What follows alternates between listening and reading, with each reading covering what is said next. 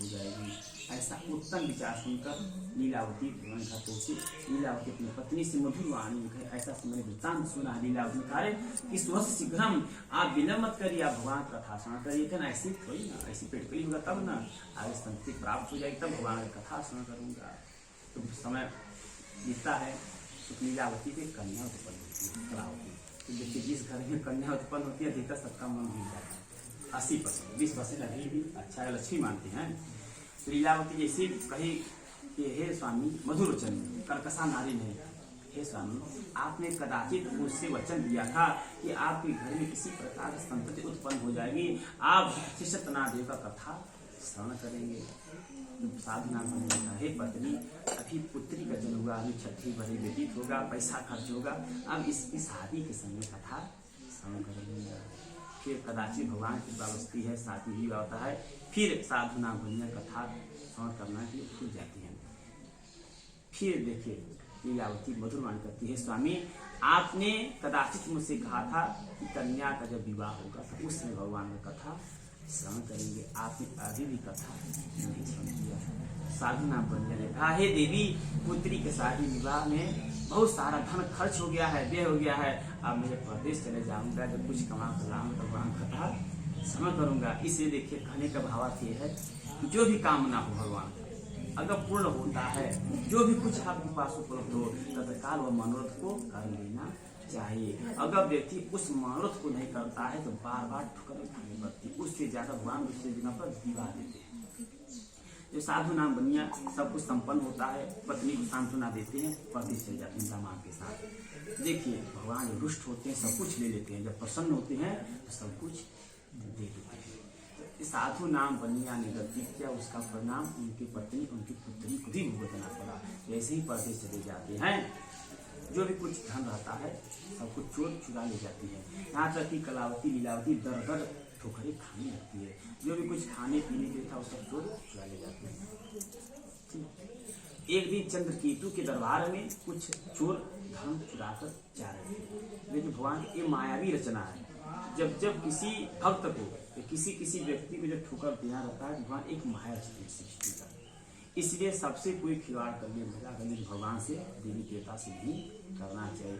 जो व्यक्ति का किसी भी समय का मोह रहता है उसे पूर्ण कर लेना चाहिए, ऐसा भगवान का मान्यता है, शास्त्र का मान्यता है। जो व्यक्ति इससे परिचित रहता है वो सोचता है कि मैं किस प्रकार, सब कुछ है उसके पास, सब कुछ है, लेकिन उसको लगता है मैं किस प्रकार से क्या किसी गलती भी नहीं किया, क्या इतना ठोकर खा रहे, यही होता है।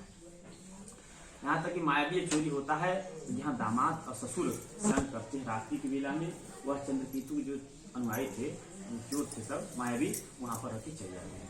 चंद्रकेतु ने आदेश दिया जाओ देखो जो भी चोर अगर चुरा ले उसे कारागार में बंद करो। चंद्रकेतु के अनुयायी आते चराते हैं, देखते हैं तो इनके पास वह सब आभूषण प्राप्त हो जाता है। किसी भी प्रकार का वार्तालाप नहीं करते कि आपने कब चुराया, कैसे चुराया, आपने ही चुराया कि आपने नहीं, ऐसा कोई बात नहीं, बस ऐसे पकड़े कारागार में बंद कर। एक क्या था, श्राप था भगवान, क्योंकि भगवान तीनों का थी, पुत्री का जन्म था, इसमें विवाह संपन्न हो गया, तभी कथा नहीं सुन के, जब यहाँ से चलेगा तब पर कथा नहीं सुनती। भगवान ने सीख दिया, लेकिन क्या क्या यहाँ ये दोनों कारागार बंद हो जाते हैं। यहाँ पर लीलावती कलावती करके ठोकरें खाने लगते हैं। देखिए एक इकट्ठी करने से अनेकों लोग परेशान हो गए।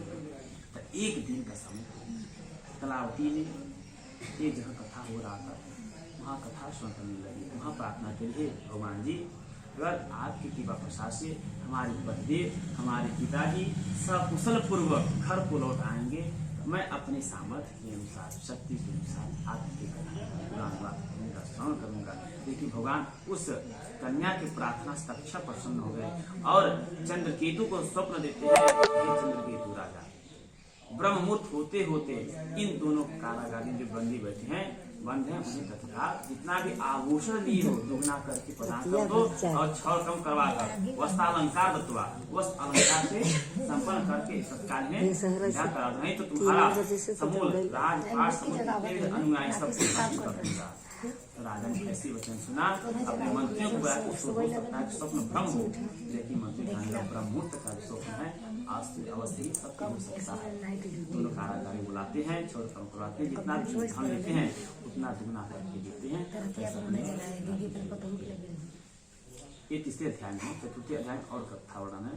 तो कहने का मतलब भावार्थ है कि जो भी मनोकामना हो, व्यक्ति का अभिलाषा हो और पूर्ण होता है तो भगवान का किसी भी समय ये नहीं हमको इतना होगा तभी हम कथा करेंगे या पूजा पाठ करेंगे, लड्डुए चढ़ाएंगे, हम तीर्थ स्थान पे जाएंगे दर्शन करेंगे, ऐसा कुछ नहीं। जब श्रद्धा, देखिए यथाशक्ति तथा भक्ति, जो भी शक्ति हो तत्काल उससे भक्ति होता है। भगवान देखिए स्पष्ट कर दिए गीता में, पत्रम पुष्पम फलम तोयम यो में भक्त्या परिचिति, कुछ भी नहीं है। ये नहीं कि हमको 56 प्रकार का व्यंजन बीत जाए, क्योंकि 56 प्रकार दुर्योधन के ठुकरा दिए, घास से विदुर करता है और विदुर कर घास पात का भोजन करते। इसलिए श्रद्धा से जो भी कुछ अर्पण तत्काल अर्पण करना चाहिए, संकल्प को टालना नहीं चाहिए। वृंदावन भाई लाल की जय। कथा समझ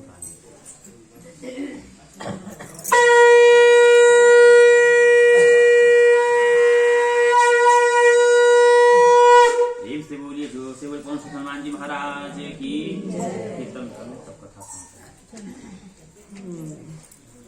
गोविंद जय